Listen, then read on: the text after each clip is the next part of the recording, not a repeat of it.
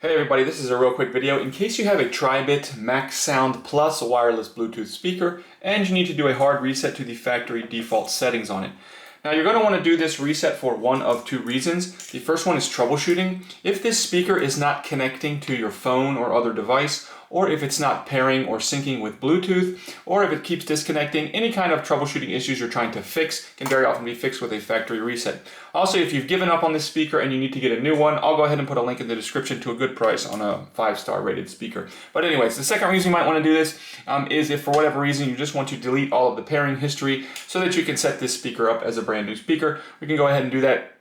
It's really a very easy thing to do. All we need to do on this speaker is just come in and find this minus and plus buttons, or the volume down, volume up buttons, whatever you want to call them. And we're just going to press and hold these two buttons for 5 seconds. After 5 seconds, it will initiate a factory reset and restore all the factory defaults on the speaker, including wiping all of the pairing history off of it, at which point you can go ahead and turn it on and set it up like it's just coming out of the box.